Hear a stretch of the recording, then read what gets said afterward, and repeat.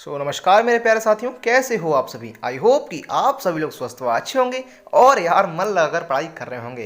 प्यारे साथियों, सबसे पहले तो मुझे माफ़ कर दीजिए, मैं आपसे सॉरी मांगना चाहता हूँ। प्लीज़ हमें माफ़ कर दीजिए। अगर आपने माफ़ कर दिया है तो कमेंट में लिखना मत भूलेगा कि हमने माफ़ कर दिया आपको, बिकॉज आपने इतनी डिमांड की और मैं आपका रिप्लाई नहीं दे पा रहा था, वीडियो नहीं आ रही थी इतने दिनों से, तो इसके लिए मैं माफ़ी मांगता हूँ दोस्तों। आई होप कि आपने हमें माफ़ कर दिया होगा। तो प्यारे साथियों, जो इस वीडियो में नए आए हैं तो उनके लिए मेरा थोड़ा छोटा सा इंट्रो। दोस्तों, मेरा नाम है यशराज एंड आप देख रहे हैं यशराज स्टडी मटेरियल। दोस्तों, मैं जवाहर नवोदय विद्यालय सामो का एक्स स्टूडेंट हूँ। तो दोस्तों, जरा भी देर ना करते इसी के साथ स्टार्ट करते हैं। प्यारे साथियों, सबसे पहले मैं आपको बताना चाहता हूँ कि ये वीडियो जवाहर नवोदय विद्यालय का छन्नो 2023 के लिए है। जो बच्चे अभी प्रिपरेशन कर रहे थे, जिनका एग्जाम 10 फरवरी को है, तो उनके लिए ये वीडियो है। क्योंकि आप लोगों ने ही कमेंट किए कि भैया वीडियो बना दीजिए, 1 महीना बचा है बस। तो दोस्तों, इसलिए मुझे ये वीडियो बनानी पड़ी। तो प्यारे साथियों, यहाँ पर हम कुछ पॉइंट वाइज बात करेंगे कि आपको क्या क्या करना चाहिए। तो सबसे पहले मैं आपको पॉइंट बता देता हूँ। दोस्तों, बहुत से लोग पूछते हैं कि भैया आपकी क्या स्ट्रेटजी थी, मेरा एग्ज़ाम देने का कैसा क्या तरीका था, और दूसरा डाउट आता है कि रिवीजन कैसे करें। फिर आप पूछते हैं कि अपनी प्रिपरेशन को बूस्ट कैसे करें, एकदम बढ़िया तरीके से एग्ज़ाम में 4 डालें, क्या करें। और बहुत से बच्चे पूछते हैं कि भैया मुझे मैथ से डर लगता है, मुझे साइंस से डर लगता है, इंग्लिश हिंदी का क्या करें। तो बहुत से बच्चे ये भी डाउट पूछते हैं। और काफ़ी बच्चे तो ऐसे भी हैं जिनका अभी तक सिलेबस कंप्लीट नहीं है, तो उन्होंने भी पूछा है कि भैया हमारा सिलेबस कंप्लीट नहीं है, तो अब हम क्या करें, क्या मेरा अभी भी सिलेक्शन हो सकता है। तो प्यारे साथियों, इस तरह के कुछ आपके डाउट आते हैं। तो काफ़ी डाउट ये भी आते हैं कि भैया हमारे ज़िले में जो है डिस्ट्रिक्ट होता है, वहाँ सीट बहुत कम है, तो क्या हमारा सिलेक्शन होगा। तो ऐसे भी डाउट आपके आते हैं। तो आज की इस वीडियो में ये सब आपके डाउट क्लियर होने वाले हैं। वीडियो थोड़ी लंबी होने वाली है। अगर थोड़ी लंबी होती है तो आप इसको 1.5x या 2x पर देख सकते हैं। हाँ जी, तो बात करते हैं जिन बच्चों का सिलेबस अभी तक कंप्लीट नहीं हुआ है वो क्या करें।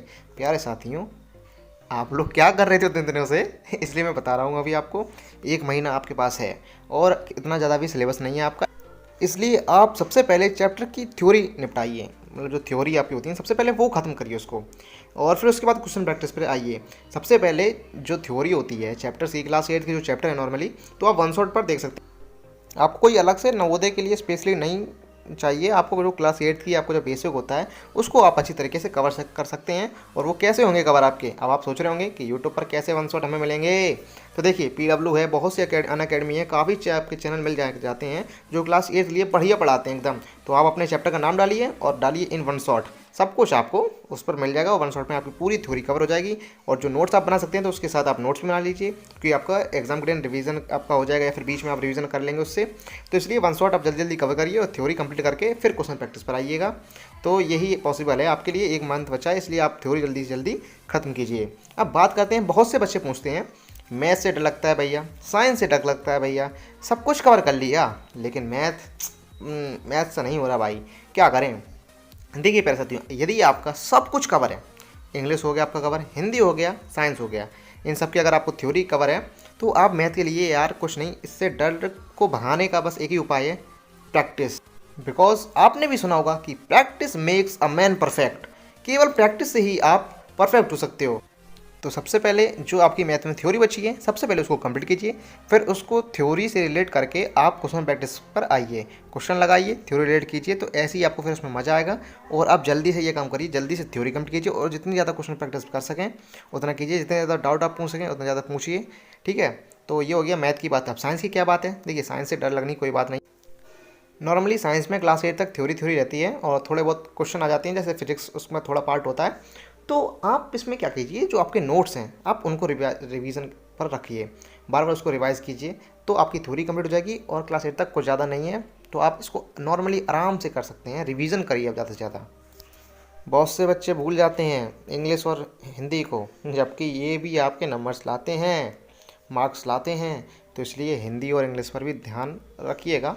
और इसमें जितना ज़्यादा आप रट सकें वही इसमें सीन होता है, बिकॉज इसमें सिनोनियम्स एंटोनियम्स होते हैं इंग्लिश में, तो इनको रटना ही होता है, इसमें कोई लॉजिक नहीं है आपका। तो इंग्लिश हिंदी पर आप रिवीजन करते रहिए, जो आपके नोट्स बने हैं उसको बार बार रिवीजन करते रहिए। अगर आपके पास नोट्स नहीं है तो बुक में जो होते हैं आपके सिनोनियम्स एंटोनियम्स और काफ़ी चीज़ें होती हैं सिलेबस में जो दिया जाता है आपका, उसी हिसाब से हिंदी और इंग्लिश का रिवीजन है। और साइंस का भी आपका रिवीजन, थोड़ी बहुत प्रैक्टिस साइंस में, और मैथ में आपको अच्छी तरह प्रैक्टिस करना है। अब इसमें काफ़ी बालकों का डाउट रहता है, हाँ, बालिका भी इंक्लूड हैं, ठीक है। तो काफ़ी लोगों का इसमें डाउट रहता है कि आप अपनी प्रिपरेशन को कैसे बूस्ट करें।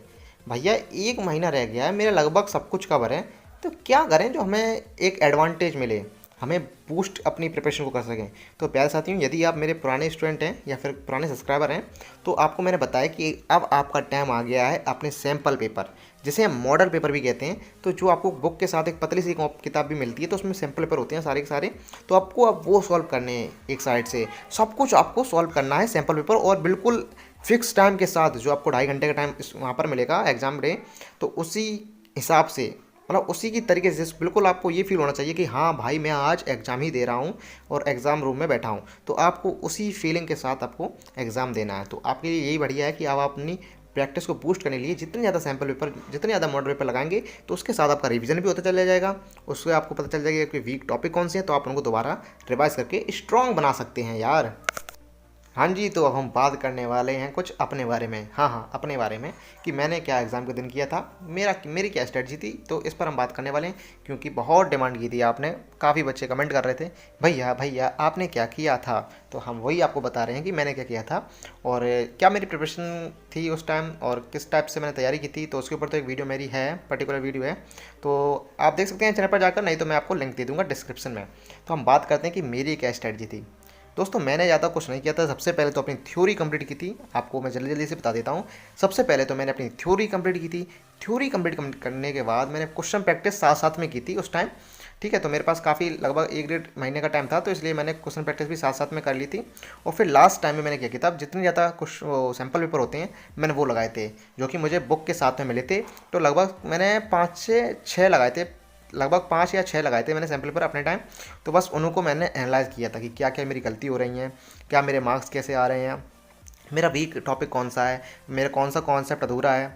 तो उसको एनालाइज भी आपको करना है। यदि आप, जो मैंने कहा था ना अभी, प्रिपरेशन बूस्ट कैसे करेंगे, तो सैम्पल पेपर तो देंगे आप, लेकिन उसको एनालाइज भी अच्छी तरीके से करना है कि क्या कमी रह रही है जो मेरे मार्क्स कट रहे हैं।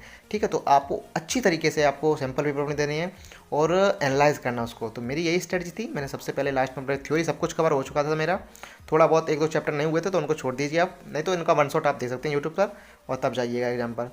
ठीक है, तो सैम्पल पेपर और जो आपके मॉडल पेपर जिन्हें हम कहते हैं, तो उसको अच्छी तरीके से सॉल्व कीजिए, बार बार आप सॉल्व कीजिएगा। जैसे 5 सैम्पल पेपर हैं आपके पास, तो मैंने एक सैम्पल पेपर, लगभग मेरे पास इतना ज़्यादा टाइम नहीं था, तो मैंने एक बार लगाया था। लेकिन अगर आपके पास अभी 1 महीना का टाइम है और आपका सिलेबस कंप्लीट है, तो आप उसको बार बार लगा सकते हैं। जैसे एक मैंने पहले लगाया तो कितने मार्क्स बने थे, दूसरे मैंने फिर लगाए दूसरी बार, तब मुझे कितना टाइम लगा, तो उसके आपकी एक्यूरेसी बढ़ेगी। और हाँ, आपको यार एग्जाम के दिन एकदम चिल होकर जाना है भाई। मैं प्यारे साथियों, ये कोई खास स्ट्रेटजी नहीं थी मेरी, बस सिंपल स्ट्रेटजी थी कि मैंने लास्ट टाइम अपने आप को एनालाइज़ किया था क्या गलती कर रहा हूँ, तो उन गलतियों पर मैंने काम किया था, जिससे मेरे मार्क्स गिरना कम हो गए थे। तो दोस्तों, सबसे पहले मैं जल्दी जल्दी से समराइज़ कर देता हूँ मैंने क्या क्या आपको पॉइंट बताई हैं। सबसे पहली बात, जिन बच्चों की थ्योरी कंप्लीट नहीं है, जिन बच्चों का सिलेबस कंप्लीट नहीं है, वो वन शॉट यूट्यूब पर जाकर देख सकते हैं, पीडब्ल्यू की देख सकते हैं, अनअकैडमी देख सकते हैं, किसी की भी आप देखकर अपनी थ्योरी क्लास 8 की कंप्लीट करिए अच्छी तरीके से। मैथ्स से डर लगता है भाई साहब, प्रैक्टिस करिए, प्रैक्टिस।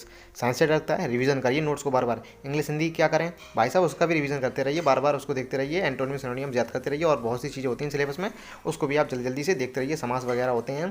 प्रिपरेशन कैसे बूस्ट करें, कुछ नहीं आपको करना है, बस आपको सैम्पल पेपर देना है और अपने आप को एनालाइज करना है। ठीक है, और मैंने एग्जाम कैसे दिया था, मेरी यही स्ट्रेटजी थी। अपने आप को एनालाइज़ किया था लास्ट टाइम, बहुत से सैम्पल पेपर दिए थे, 5 सैम्पल पेपर दिए थे, और उसी को एनालाइज़ किया था अच्छी तरीके से। वीक चैप्टर को मैंने दोबारा से रिवाइज करके उसको स्ट्रॉन्ग बनाया था, और बस चिल होकर एग्जाम देने गया था भाई साहब, सिलेक्शन हुआ था।